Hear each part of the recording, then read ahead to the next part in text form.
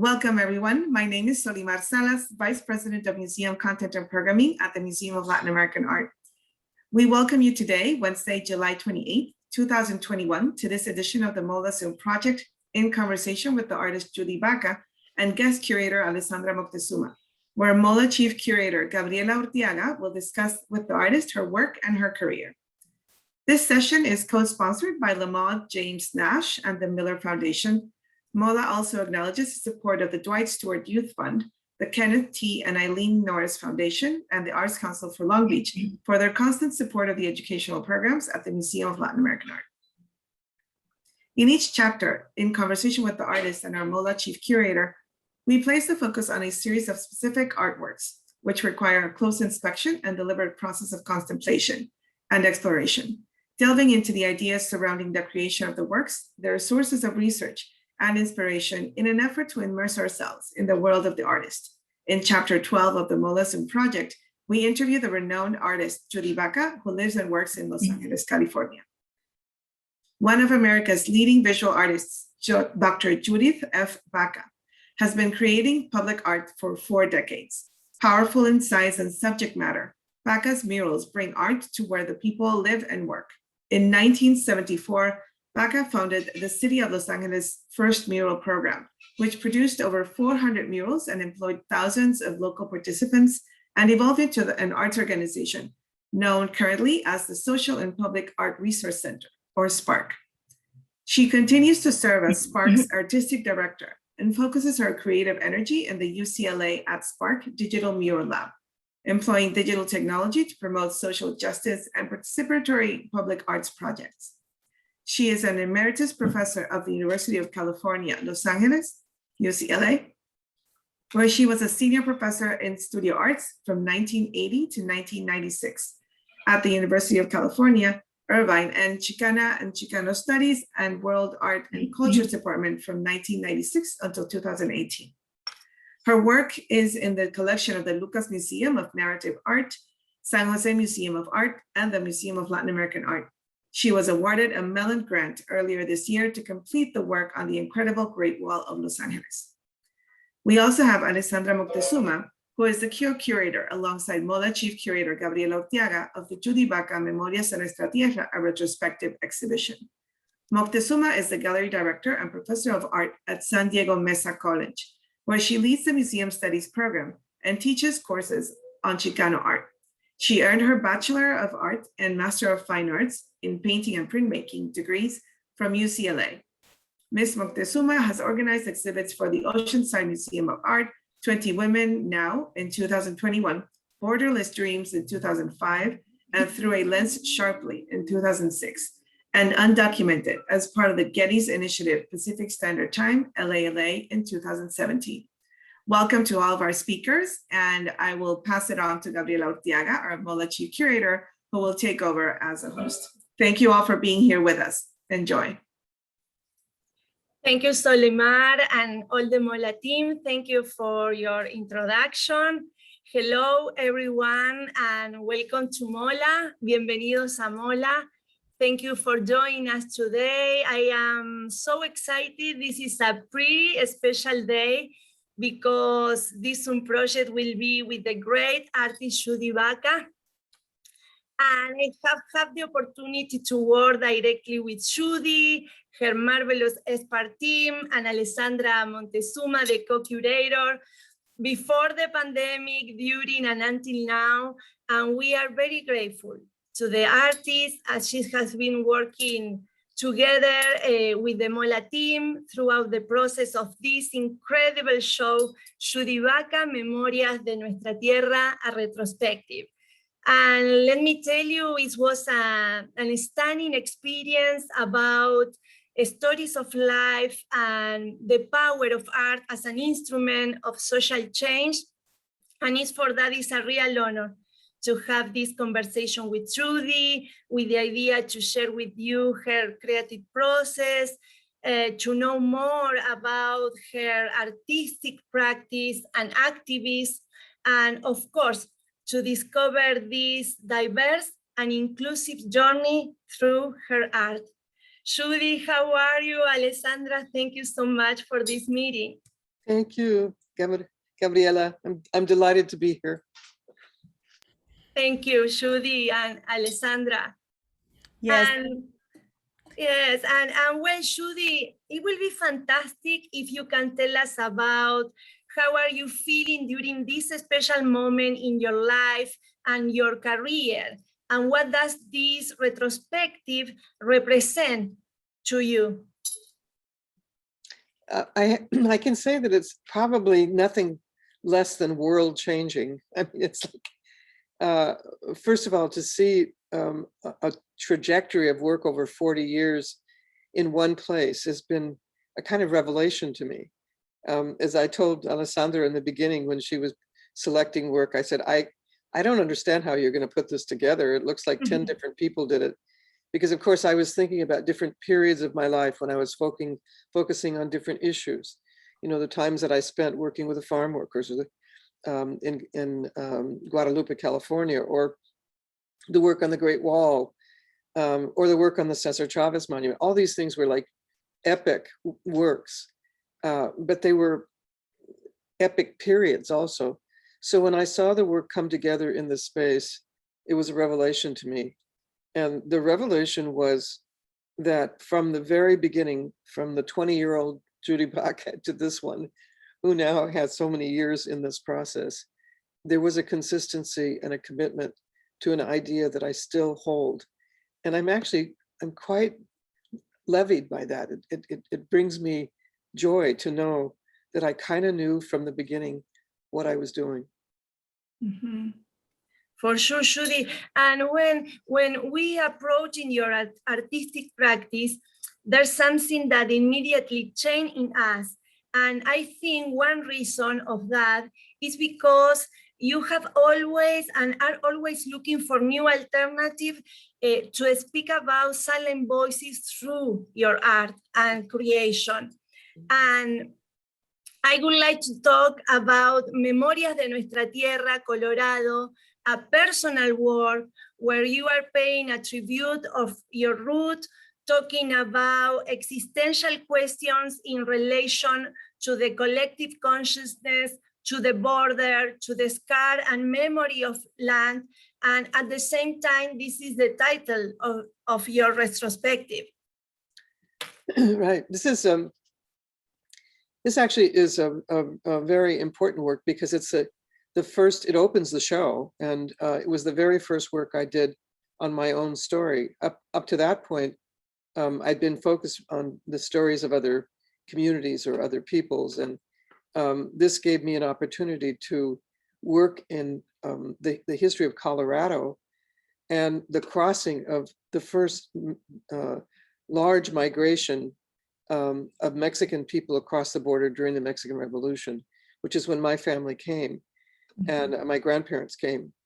And it's the story of, hundreds of thousands of other people.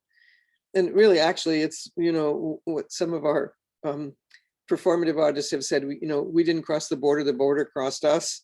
I mean, in a sense, there really wasn't a border at that time. People were making this back and forth journey on a regular basis.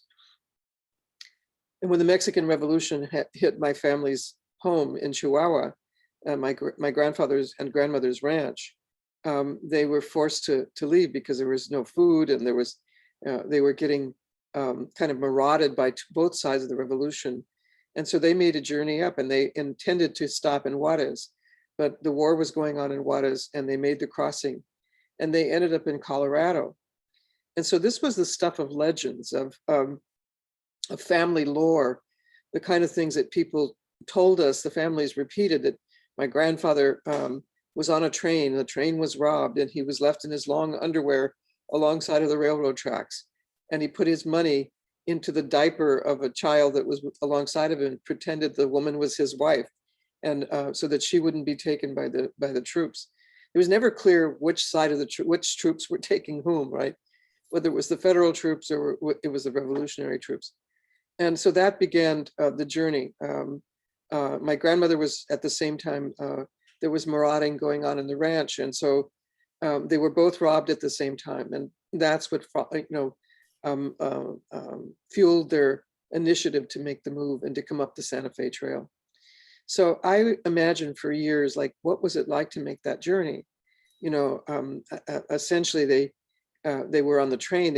I think they went by buckboard at first, and they took only what they could carry. And then they started up on the railroad along the Santa Fe Trail, and they crossed. So I imagined the collision of these landscapes. And that was the beginning, beginning in the left-hand corner, Chihuahua. And then as they came to the Arkansas River, where my grandparents in the image in the lower image of the two, a man and the woman with a child. The child is my grandfather, Jesus. He's the oldest son. And my grandmother and grandfather, as they're making this walk. And what's important about this is that all the images at the time were images of people scattering out of cars as they were being chased by the migra. And it was a kind of like, almost like insect, like they were, less than human, scattering as they were being chased. And what I was trying to do was create a dignified notion of people who actually transformed the Southwest. And so they walk on water. It's a magical walk. And they arrive at Boat Rock and Valley of the Gods. And then my grandfather has a choice about what he will do when he comes. Will he be like the miner in the stones you see in the upper part? Because there was mines that were being made in that area. They ended up in a place called La Junta, Colorado, which is where my mother was born. Or would he work for the railroad, or would he work in the fields? So this is a chronicle of that story as it was told. And what was really important and fascinating to me is that the part that was legendary, the stories repeated in the family, when I started to do the research, I found validation for all of it. I found people left alongside of the railroad in their long underwear in my research at Harvard. I found people making these crossings. I saw the early choices that people who came into the Southwest made in terms of how they would make a new life. So this is a kind of seminal work. And in the kiva, in the very center, you see 3 kernels of corn. And those 3 kernels of corn represent the mestizaje, the mixture of the Spanish, the indigenous, and the third race, which is, of course, today, the Chicano, the mestizo. Yes, Judy, and the figure of women is an essential part of your creative work. And I would like to invite you to explore the Womanist Gallery, the first curatorial access in your show. And with Alessandra, we decide to talk first about your matriarchal tree, your grandmother Francisca and your mother Hortensia, with 3 generaciones. Can you tell us a little more about your family?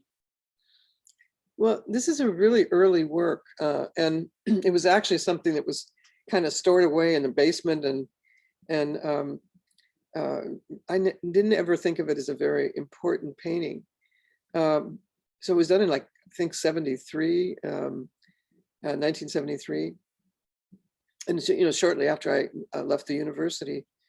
And I painted a portrait of my grandmother, who Francisco, who is pictured here with the braids, and she was seminal in my life. She essentially raised me in my first years of life, because my mother was working in the factory to support my grandmother and myself and her sister, 2 sisters, and we lived in South Central at 85th and Central, which was pretty much Watts. And an amazing thought that my 23-year-old mother was actually able to be the head of household and to take care of all of us.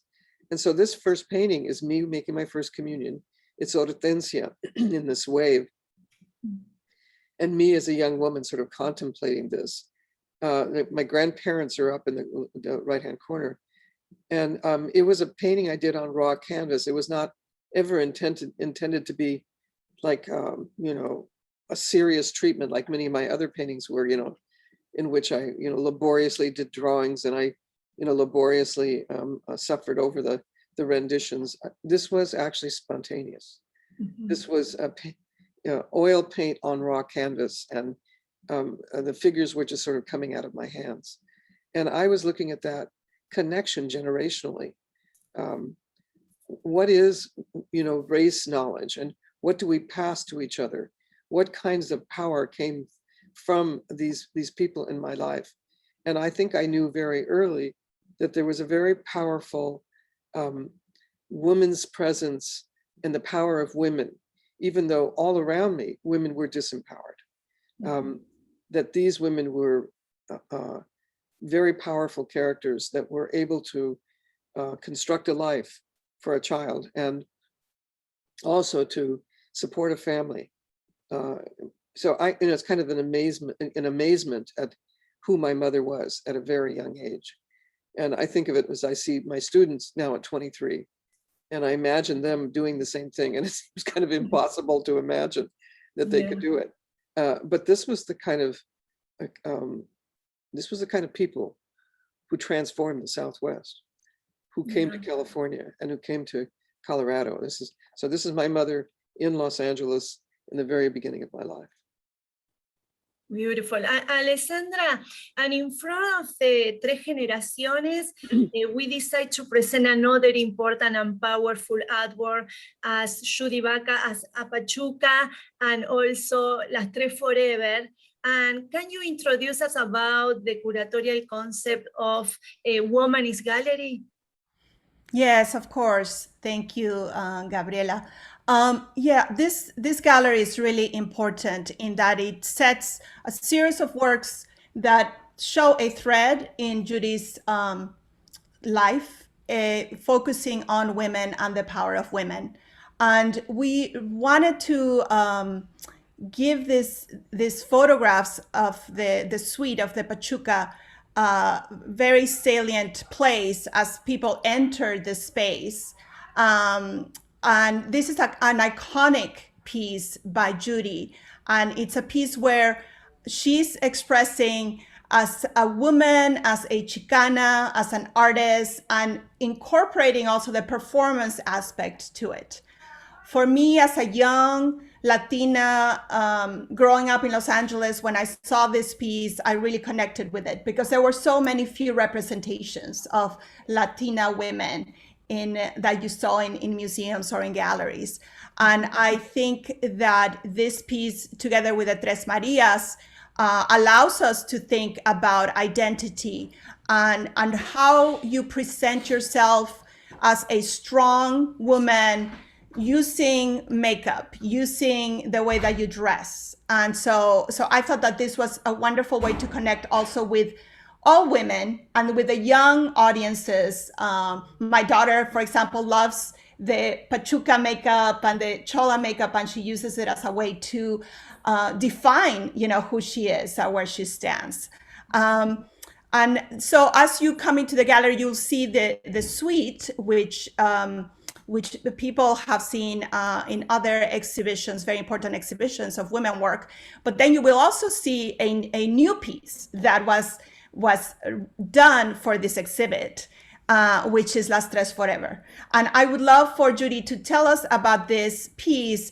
I think that what is also very important is that having that mirror in the center is a way that the viewer becomes part of the work, and they get a chance to think of themselves and also their own placement, flanked by the image of Judy as the Pachuca and Flaca as Chola. And so I would love for Judy to tell us about how this piece and how it came about, rethinking, the Tres Marias and doing the Tres Forever. Las Tres Forever is a kind of was a fun piece to reconstruct. I mean, it's actually, the original piece is owned by the Smithsonian, and it's the Tres Marias. And that was actually done in '76 for a show at the Women's Building called Las Venas de la Mujer, which was the first Chicana show in Los Angeles that I know of, where we were showing separately from the men. And what we were doing was like looking at the kinds of characters that we had become, and we became those characters. And so I took on the Pachuca image, and it was really sort of based on my cousin, Esther, who we just lost this year. So, but it was her in her teenage years. And so I wanted to be, I wanted to be like her, but my mother, of course, was never going to allow me to take on this character. But I was actually exploring early on, and then again, what was the facade? What, you know, also in the Pachuca photographs, which were taken by Donna Deitch for this piece. What was that facade? What did we do to protect ourselves? And why was this character so prominent and powerful in my own life? In my community where I grew up in Pacoima, we lived in South Central, and then when I was about 7, we moved into the valley and we moved to Pacoima. And in Pacoima, the Pachucas ruled. I mean, in my junior high, if they were walking down a sidewalk with their arms linked, everyone moved. I mean, everybody got out of their way. And so they, to me, were the most powerful women that I could see in my own teenage life. And in the making of this piece, some 20 years had passed, and the new look was really Flaca. And Flaca had taken on the clothes of some of the boys, you know, the hush puppies, the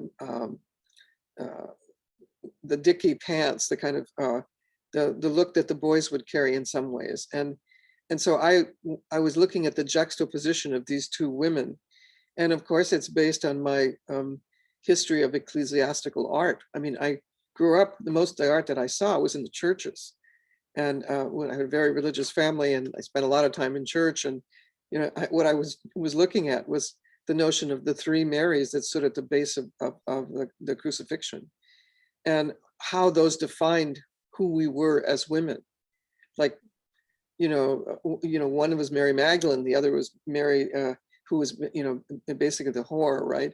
And the other was the Virgin Mary, and then the third would be the Virgin Mother. I mean, so the notion of the kind of roles were prescribed from these religious ideas. And what I wanted to do was to provide other options. So when you step into this mirror, you see these two kind of facades that are protective devices against a world that is hostile. And the mirror, you become the third Maria, which is anybody you want to be. So what I love is, like, what's happened is this piece has gone around in the world is that people have photographed themselves over and over again. And there's hundreds and hundreds of versions of the third Maria. And I think that's a piece of work itself. I mean, I love how people see themselves in relationship to these two women. When this work was first made, young people lined up outside of the White Gallery at UCLA in the Cara exhibition where it was first shown. The first idea of this was shown. And they were waiting to get in front of it to take their photograph. So it's a resonant image throughout this time. For all these years, it still has meaning, as we're still struggling with what is our identity? Who do we want to be as women? What is the power we have to define that ourselves? Yeah. And Judy, that Alessandra mentioned, you rethink a collective memory and identity as a fundamental link in the construction of women power. As Chicana, Latina, woman of color, and now the matriarchal mural, a masterpiece, is part of MOLAA collection. And I think this large painting is an example of your participatory process. And I really love this mural with double size, that you connect the idea of the creation of woman with nature. And what side is the 13th woman in the volcanic eruption, and the birth of the vision of the heart. And I would like to know more about the story about this piece. This is a piece that was actually started in the 80s in a workshop that I was conducting with 13 women at Spark. And I believe it was sponsored by the Women's Building. I don't remember now all the specifics of this workshop, but we actually decided that what we would do is record our dreams. So we were meeting on a regular basis, and we said, let's use a Samoan dreaming technique. Let's look at some of the indigenous communities and how they recorded dreams and how they valued dreams. And that really comes from my grandmother, who used to, when I woke up in the morning, she would, ask me how I passed the night. And then she would say to me, what did I dream? So I learned very young that dreams were valuable and that they told us something about how you would conduct your day. It would connect you to communing to the spiritual world, to the other side, to your unconsciousness, and that unconscious piece of your life was important, that it was not to be ignored. So we started to record our dreams, and it was interesting how we started to have similar dreams. And one of the dreams was this volcanic eruption. And of course, we were being influenced by some great feminist writers and thinkers. We were reading Susan Griffin, Women in Nature. We were reading When God Was Woman. We were reading, other, kind of thinkers about what happened to women throughout the ages. Why was there such an ongoing misogyny of women? And in a sense, we were playing with the idea that it was women's power, the power to give birth, to be progenitors of life, to be the supporters of life, that made us be feared, and our connection to the earth. In other words, our menstrual cycles were connected to the moon. And in fact, it's well known that if you work in a group and you have this close connection to people, you might have the same cycle of menstrual cycles. So we were looking at all those ideas, and we created this image, which we intended to be an image of women's power, that they were unscathed by a volcanic eruption, that they could stand amidst this incredible earth activity that was about enormous power and energy that came from the earth itself, and that we were connected to the earth in some essential way. And I think actually it's really important that we revisit that as human beings and as women. We, as the Hopis said in a workshop I had about what peace was and what balance was, and I asked them, we don't really know what peace is. We don't even know what it looks like. And the Hopi elders that I was conferring with said, that's easy, Judy. It's about an activity that's a continual need to attain balance. So it's not a passive concept. And so this is what I was playing with, this notion, I think, was that this is not a passive concept, this notion of us in connection to the earth, that we have to keep affirming that. So these were the images that began to evolve. And so this was, again, stored away because I ran out of money and ran out of time, and I had to go get a job, and sort of the ideas that were just not always supported. And as I said, the goddess was not, there was nobody who wanted to pay to finish the goddess. So when the exhibition came up, people in the center said to me, you should do this piece. We keep seeing it in the basement, pull it out. And so they pulled it out and set it up for me. And I thought, yes, this is more relevant today than it was then even.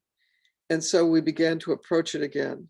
And it still was just completed before the opening. So the central image is the goddess image, who's a life giver. And what's fascinating about this is before we even knew the sort of evolution of life, it's become more clear that the very structure, the molecular structure of life comes from, the deep forests in which the nutrients go into the sea, and that's the basis of our blood and our life.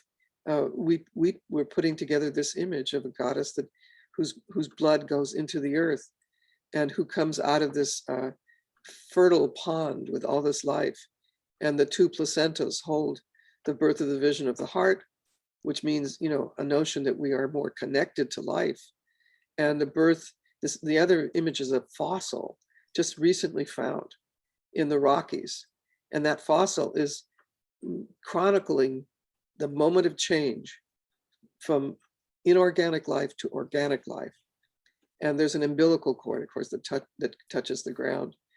And of course, there's an ancient goddess headdress, a pre-Hispanic headdress on her. And she is completely connected to the earth.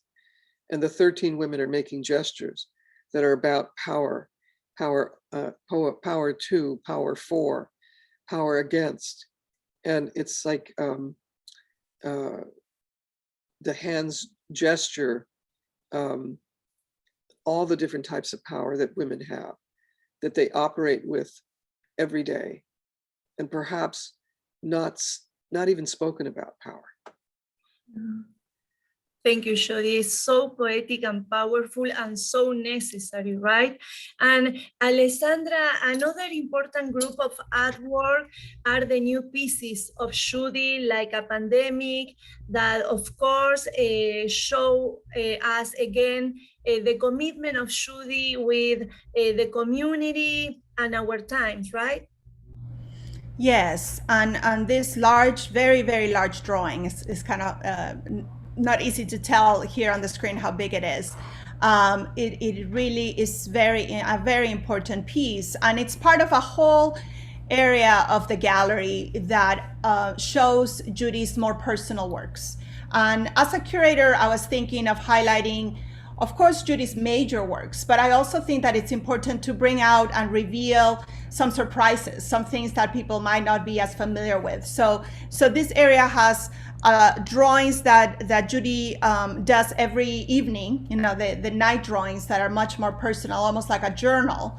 And then during the pandemic, Judy also created some pieces that were part of this journal that were responding to the events of 2020. And then she, besides the smaller drawings, she decided to do this larger piece that is very much about what she was just talking in the matriarchal mural, the fact that we are all connected. And there's nothing like a pandemic to make us realize that we are not isolated, that the whole world was experiencing this, and that we are only going to solve it if we all come together and work together. So Judy, what were some of the things that were coming through your mind in creating this piece? And I know I also felt as a curator that to put the pressure on you to work on all these works right up till the end of the exhibition, but you took up that challenge, and I think you wanted to express, and you wanted to be that these pieces were also testimony of what had just happened. Absolutely, and it was in a sense, the pandemic created the capacity for me to be locked in the studio, which I've literally never had, because I'm teaching or I'm speaking or I'm involved in some activist activity. So the locked in time forced me to be able to be more contemplative and introspective. And we were in the midst of this moment, which in a sense, like all this loss, the numbers of people that were being lost, how do you make sense of such a thing, right? And then the giant activities in the nation for people marching for justice, and it was an overwhelming period. And this giant paper was sitting in my studio on the wall, and I was intimidated by it because it was such a fine piece of paper. And I kept thinking, I can't do anything to this paper that's better than the Japanese handmade paper itself, right? Mm-hmm. So I never had it was a gift, actually. I never had such a nice piece of paper. And then I got inspired by the fact that I do large scale drawings for murals, but I've not actually done studio large scale drawings. And I was trying to make sense of people leaving the world. So all of these spirits are leaving the world, and they are becoming murmurations of birds, because it's like winged creatures. They're the winged creatures pick up the vultures and the birds pick up carrion, and they make death into winged life. And I thought that was a thought that I could hold, that somehow did not console me, but made sense in a cycle of life. that this figure who is masked and who is my, endless drawing over and over again, trying to find the perfect Chicana face, I've been doing this drawing over and over again of the Mayan kind of face or the Azteca face, and beautiful images, figuration, that connected to the bodies leaving the earth and them transforming into birds made sense to me. So this was my response right in the middle of all this loss. Yeah, and Judy, in your body of work, we can find your love for art, for sharing art, as a pioneer in the creation of art, working for communities, fighting for freedom, equality, and social justice. And we are looking at the Siqueiros in Los Angeles, 1932 from 1999. And can you tell us about your experience in the Siqueiros workshop in Mexico? And when does this activist appear in you? This is actually, this is a piece that was actually done, one of the first pieces done in my digital lab, the UCLA digital lab at Spark, when I was teaching. And what we were doing is looking at Siqueiros painting America Tropical. And I was very connected to this idea of, Siqueiros being in Los Angeles in 1931 and doing the first outdoor mural. But in 1977, I was in Mexico because when I learned of Siqueiros's work, I was just waiting a moment that I could go and study with him. And of course, I went to the workshop in 77, and he had just passed 3 years, I think, earlier. And the workshop was being run by Luis Arenal, who was his brother-in-law, and his wife, and Angelica. And there was a number of Chicanos that went from the Southwest. And there I studied with his co-workers, people who helped him with his work. And I learned a great deal about composition, and they criticized the work that we were doing. We were doing murals at that point in many public sites in East Los Angeles and around the city. And they said that we just, dropped things in the center of a wall, that we didn't have a relationship to the architecture, that we didn't understand how to integrate a piece into an architectural space. So what was really critical for me was understanding that the punto system that Siqueiros used, which was a dynamic division of space, and it changed forever the way that I designed. I also really came right up against something I knew was a problem for me, which was that being a woman in the field of monumental art was actually an anathema. It was just the opposite of what this was the job of men. This was not the job of women. Women were to make home and household and family, but we were not to make the public monuments that transformed a society or that transformed public space. So I saw, being the only woman of 26 men in this workshop, exactly what that meant. And the design that I made for in that workshop for my team was rejected by my team, my crew. And I came home and did that work on my own and finished a piece called The Uprising of the Mujeres. And that Uprising piece is now owned by the Smithsonian and will be on display in the coming months. I'm not sure exactly the date, but they're preparing it for public exhibition. So that was a mural that was done, the first done with Siqueiros's division in compositional techniques, and it was also a response to the men in that workshop. Yeah, and well, we are now in gallery of all the public art, and Alessandra, I think one of the most important artwork that we can see in our galleries is Carecen, right? Mm-hmm. With a lot of information, a lot of stories. Yes, I think that this piece is really important in that it's another way to present how Judy works so closely with community to go to them and to make sure that their stories are incorporated into these images. I think that's what makes her work so powerful, and that's what makes people connect with her pieces. And in this image, this was done with Carecen, which was an organization that was founded by Central American refugees that had experienced horrific things in their countries. And when Judy worked with the community, she asked them to bring images of their lives, of their families, and incorporate those into the mural. I think another reason why I feel that this is so crucial is that this one is printed digitally, and here is where Judy is such an important artist that she's always experimenting and working and learning new technologies. She worked as a muralist, and she learned from one of the Tres Grandes, from Siqueiros.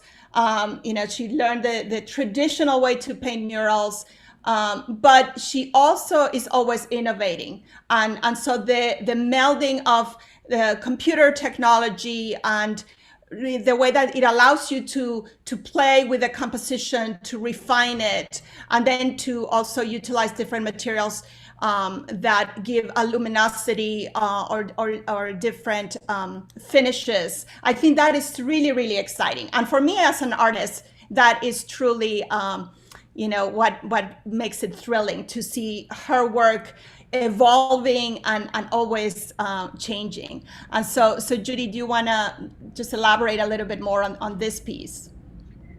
Yes, this was sort of, it's the opposite of the La Memoria de Nuestra Tierra, Denver, the Denver piece, that was my story. This is absolutely not my story. It was another community, and a deeply felt and still kind of raw experience of people who had migrated to Los Angeles. And in the 1980s, we had a massive migration of people leaving the war-torn countries of El Salvador, the events in Guatemala and in Nicaragua. And to put together the story was really going to the people who'd lived through that experience and their children. So a workshop was conducted by Pete Galindo, who was one of my students who was practicing the techniques that I had been teaching, and was working with these young people, and they put together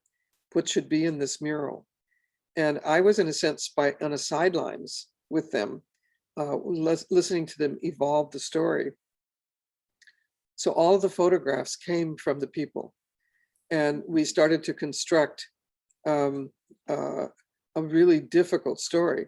But the other part of it was that we had the permissions to tell the story in a safe place.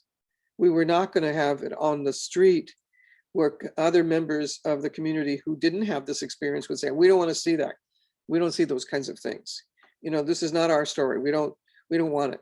This was in the heart of the Central American Research and Education Center. So it was their story, and it was theirs to keep, and it was theirs to construct. So there are images in here that represent some 75,000 murdered people in El Salvador in the ground below the saving tree. The people who are the golden people coming out of the country are photographs of real people that we then turned into paintings. In the upper part, you'll see Rigoberta Manchu is weaving a story in the air, and those are people actually being disappeared, probably never seen again after these photographs. And the selection, there's Constance Ayala and Sandino and Faragundo Martí in Volcano, and the figure that is the central figure, this young woman standing in the face of paramilitary, and the memorial to the Almazote massacre in the back, with this cross and the people standing in front of it, including a drawing that was by a person who survived that massacre, in front of the building, you can see a little drawing of a woman running with her child. And the drawing was so powerful, we just took the drawing as it was and dropped it in. So we could use materials that came directly from the people, and we didn't want to even change them. And so it's partially painted, it's partially photographic, it's integrated between them, and it's put on a gold substrate so that it has a luminosity. And in the MOLAA exhibition, we have it on a substrate that is a metal substrate and is a very permanent and beautiful rendition of this work. The permanent work is in the Central American Research and Education Center in Pico Union in Los Angeles. This was a great learning experience for me. And I watched parents telling their children the stories that they had perhaps not told them about what they experienced. And their reaction to it, the young people saying, well, we don't know if we want to see all this chaos and death. And how do you mitigate two different realities? You know, it's like if your parents were the survivors of a Holocaustic event, how do they communicate to their children? And how do their children deal with that content? So it was a major human experience of telling the truth about a story that not only did America participate in, but we were part of the progenitors of this violence. Yeah. Judy, your work is a philosophical proclamation, right? Thinking in the present of humankind, but also in the future of new generation, in the future of our times, with more compromise with others and with environment, like the ancestor of this land. And I would like to talk a little more about the World Wall, this particular collaborative piece with other artists that you present in different parts of the world. Okay. You want this, the World Wall, it was is a concept that came about from the Great Wall, the long narrative mural about the history of the United States that we were painting in the Los Angeles Flood Control Channel. And at the end of the 80s, when we completed the last segment of the 1950s, the kids were saying to us, you know, we should take this around the world. You know, we should do the same thing around the world and look at world peace as one of the issues. This was in the middle of an arms race in the 80s. And, you know, Reagan was, you know, propagating more and more weapons. There was a great concern that we were moving in the wrong direction and that we needed to speak about peace. And so this proposal was a vision of the World Wall, a vision of the future without fear. And that came about because there was a group of people taking a march across the country. They were going to march across the entire country.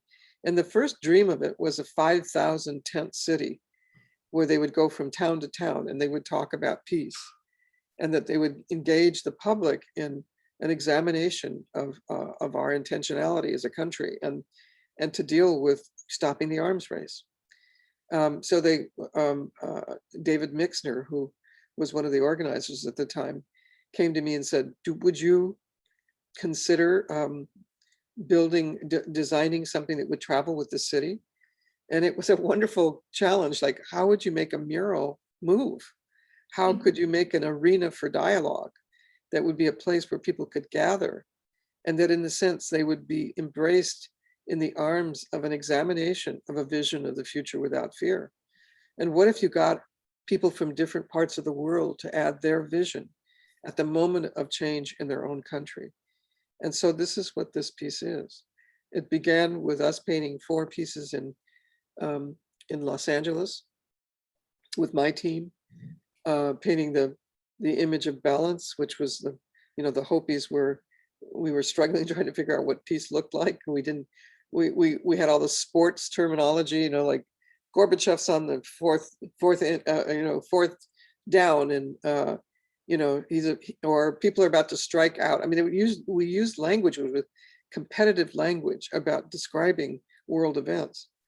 And so we began to do think tanks, as we did for the other works, from my other works. And we began to describe a transformation spiritually and materially toward balance. And we asked artists to participate with us. And in fact, I just, it's only resources that keeps me from it moving, because we have requests from various places in the world to add. But we were successful in creating 9 pieces with additions from most latest from Canada on a kind of culture of extraction and what does it mean to have these resources and try not to destroy the resources of this rich land. From the first edition was from Russia during Perestroika, and our first major exhibition was in Finland, where the Finnish activists against nuclear arms added their edition called, which was about dialogue and the fact that the symbols that they use to communicate across a very difficult language, only 5 million people speak their language, and the particular issues of living along the border of Russia. We sent it to Gorky Park, and there a Russian artist was an amazing artist whose painting was so much like Siqueiros. I mean, he just had this monumental scale and amazing. Alexei Begov with his team produced a work called Waiting for the End of the 20th Century, and about what they were going to face as they transformed with communism leaving the country. So in each place, it was about the moment. In Mexico, I invited 2 women, and that was a real anathema to a real difficulty for the Mexican muralists, because 2 women muralists, and these 2 women muralists did a magnificent job on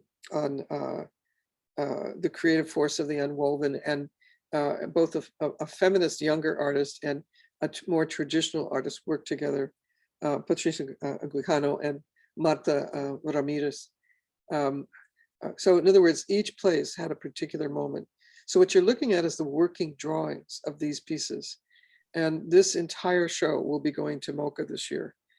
And you'll see all the 10-foot by 30-foot panels exhibited in the Geffen for the first time in Los Angeles in a complete arena, again, an arena for dialogue. Yeah, it will be fantastic, Judy. And time flies. And before to open the Q&A, Alessandra, of course, in our galleries, we can find large paintings, murals, SketchUp, an immersive experience, but also a particular installation and sculpture. Can you tell us a little more about that?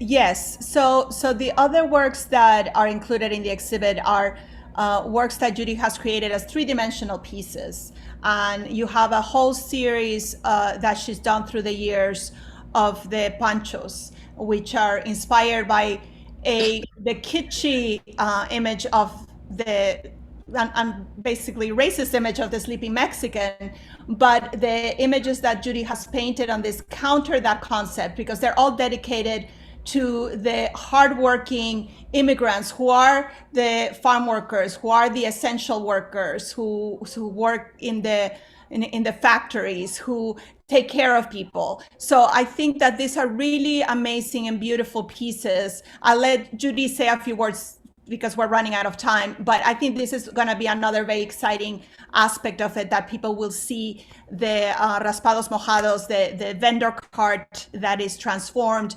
into a piece about immigration and celebrating the immigrant, but also showing how they've been demonized, criminalized, and then these beautiful ponchos which are painted in the round, so people can actually find a lot of incredible, details and stories as they go in there and see this in the gallery.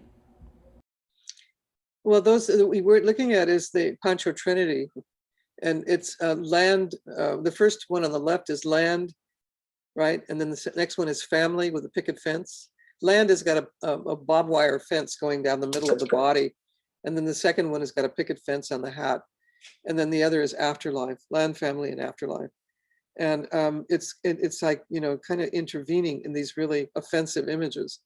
And they really bothered me as I saw them on the border, and they were being sold to American tourists, and they end up in the gardens in Westwood, you know, people, either cement pieces, or they're very much like the Black Sambo image. But no real examination of why these figures are faceless, why they are drunk or sleeping. And it just seems to be the opposite of, in some cases, got a little tequila bottle alongside of him. And there's not an examination of just how offensive these could be to really the people who fuel an economy in Southern California, who are the hardest workers. And I mean, literally, if you took away, if there was a day without a Mexican, as if there was somebody who posited that in a film, everything would collapse, even to our film industry, to our, you know, all the working industries of Los Angeles, and the sub economy that has been created by the vendedores, who actually have brought a whole nother economy to the streets, where they provide things that people need and want, from elotes to raspados, and move throughout with this sort of incredible energy and method of trying to eke a life out in difficult circumstances.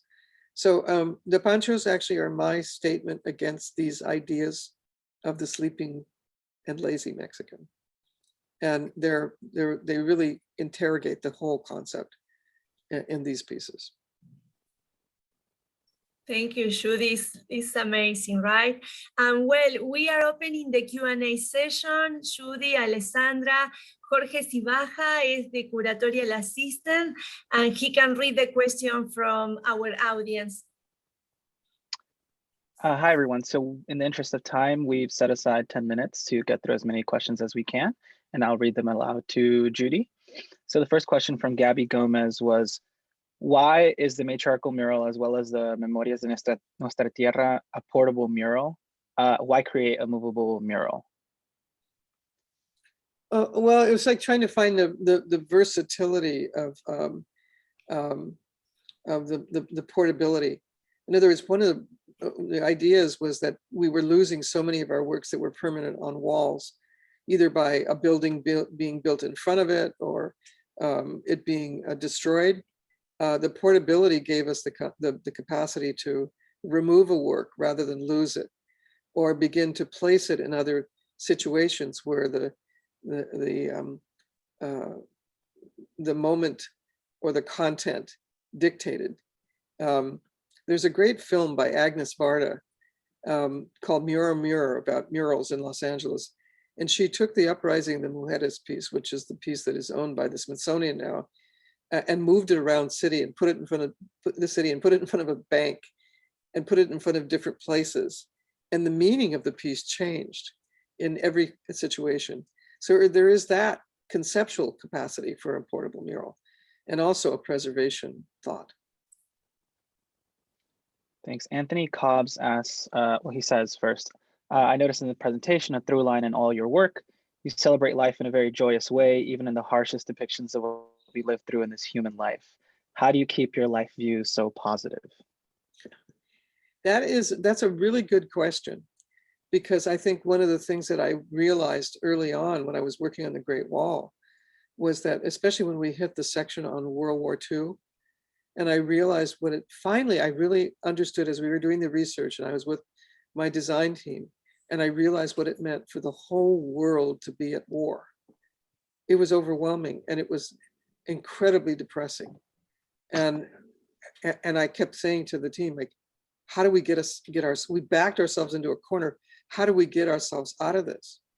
And when you look at the history of race in America, that's equally disturbing and catastrophic. And how do you get yourself out of that? You can back yourself into a corner examining the roadkill, you know? And when you examine the roadkill so closely, do you become part of that roadkill yourself? the answer is to choose life every time, to find a way to see what is the joyous triumph over it. And what I found in the history of race was there were people like Mrs. Laws who basically stood against the Black Covenant laws in Watts and refused to move in the early 50s. She just wouldn't move. And she protested and she fought. Her son had been at war. And so I saw people like that who were my heroes in a sense. So I was looking for those incredibly powerful, wonderful people that found a way out. And for World War II, I saw the fact that we said it was the war to end wars, that we needed to understand that we could never go there again. And that became clearer to me, that's why the World Wall occurred, that we had to begin at the beginning thinking about another transformation, our own personal transformation and the transformation of our societies, to spend our money, for example, on the preservation of the planet and not the building of weapons. Thank you. Kathleen Smith asks, was the USC mural ever executed? Can you talk a little bit more about that? Yes, of course. The USC piece was done with two of my most favorite collaborators that were students at the time, Adriana Chavarin and Cesar Lopez, who was a professor at Mesa College in Chicano Studies. And they were students at the time, and they did the deep research and guided me in the process of developing the USC piece. And it was a painted work. It was painted here in my studio, and it was installed in the student union at USC. It's since been moved, because that building was torn down, into a graduate student lounge. And you can see it there. It's a 10-foot by 30-foot piece. It's in really beautiful condition. It maybe has been placed in a more obscure place than I would like, but it still exists. It's on USC's campus. And in a sense, it's a little beating heart in the middle of USC, talking about the history of Latinos in Los Angeles. Okay, and those are all the questions that we have from the audience. We can close the Q&A. Thank you, Jorge. Judy, you are an inspiration. Thank you for your generosity, for sharing with us your knowledge, your work, right? And of course, we need to celebrate your work and your commitment with the community. And thank you so much, Judy, for your time.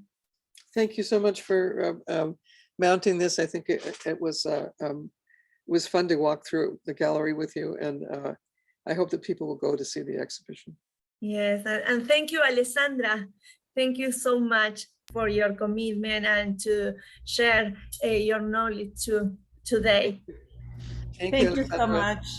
It was a 3-year labor of love, so I think that it shows. So I hope that people can go and see this exhibition. It's really beautiful, and there was so much work. You know, it was impossible to really cover everything, but I think everybody did such an amazing job with highlighting the pieces, and it was such a pleasure to work with Gabriela and the MOLAA team, and of course Judy. You know, we've known each other now. You taught me everything I know, so I'm so excited that you invited me. I'm so glad that somebody who really knew the work was at the base of this, and I can't believe it took us 3 years, but it did, and through the pandemic, try to design an exhibition through a pandemic. Yeah, for sure. And we would like to invite you to join us to visit the retrospective of Judy Baca and celebrate together Judy and her career, okay? See you soon, and bye-bye. Bye. Thank you so much. Bye-bye. Bye, Judy and Alessandra. Thank you. Bye.